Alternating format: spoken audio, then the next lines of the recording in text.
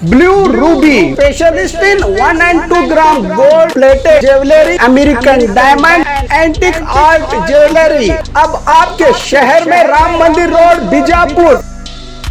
1 gram gold shop है हमारी। यहाँ पे हर चीज़ मिलेगी आपको, लॉन्ग नेकलेसेस पकड़ के शॉर्ट्स, सभी हेड टू टो आपको सभी लेडीज आइटम मिलेंगी, जेंट्स आइटम भी मिलेगा, एडी एंटी और ऑक्सीडाइज सभी चीजें मिलेंगी। क्वालिटी एकदम A1 है, एज इट इज गोल्ड के जैसा दिखता है। आप हमारे शॉप पे एक बार विजिट करिए, देखिए, आपको सेटिस्फेक्शन मिलेगा। Thank you.